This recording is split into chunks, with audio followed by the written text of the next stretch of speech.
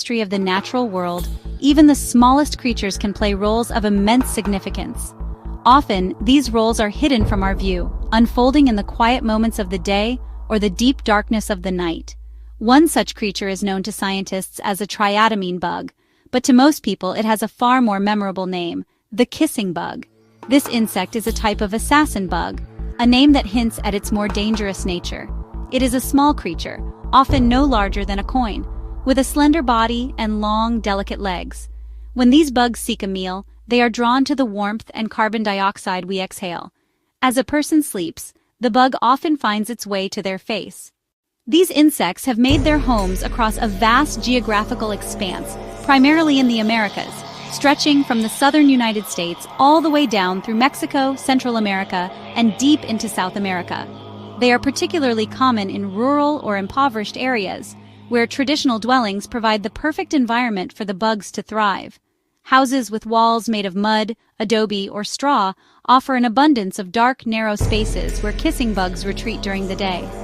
Then, as night falls and the household settles down to sleep, the bugs emerge from their daytime shelters, ready to begin their search for a blood meal, their presence often going completely unnoticed by the inhabitants. The feeding process is a marvel of biological engineering. The bug uses a specialized mouthpart called a proboscis, like a very fine, sharp needle designed to pierce skin with minimal disturbance.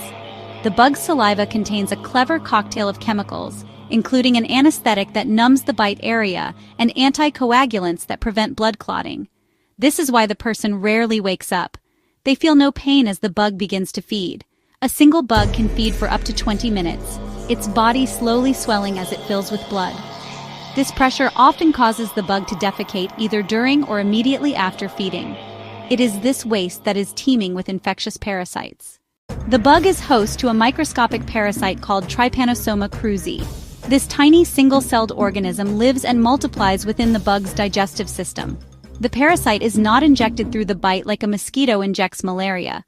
Instead, it is deposited on the surface of the person's skin in the bug's feces. When the sleeping person scratches the itch, they perform a fateful act, inadvertently smearing the parasite-laden feces into the open wound. The parasites can also enter through the delicate mucous membranes of the eyes or mouth, easily passing through these thin barriers to enter the bloodstream. Once inside, the parasites begin a remarkable and destructive journey, traveling throughout the body and invading muscle and nerve cells. Chagas disease has two distinct phases. The first, the acute phase, is remarkably mild or shows no symptoms at all. If symptoms appear, they're easily mistaken for common flu. The person feels better and assumes they've recovered from a minor bug. However, they have not been cured. The second phase, the chronic phase, can begin years or even decades after the initial infection. During this long silent period, parasites quietly damage vital heart tissues. For about 30% of people, this hidden damage eventually leads to severe heart problems, irregular heartbeat, heart failure, or sudden cardiac arrest. By the time symptoms appear, significant and often irreversible damage has already been done. It's estimated that 6 to 7 million people worldwide are currently infected with the parasite that causes Chagas disease. This tiny insect, small enough to fit on your fingertip, is responsible for a global health crisis. As people migrate from Latin America to other parts of the world, they bring the parasite with them, creating new public health challenges across continents. Chagas disease has rightfully earned the nickname the silent killer, silent from the gentle nighttime bite to the decades-long chronic phase. Awareness is our most powerful weapon. Simple prevention measures and early detection can be highly effective. By shining a light on this silent killer, we can work towards a future where a tiny bug's kiss no longer carries a death sentence. The first step is always awareness, breaking the silence that has allowed this disease to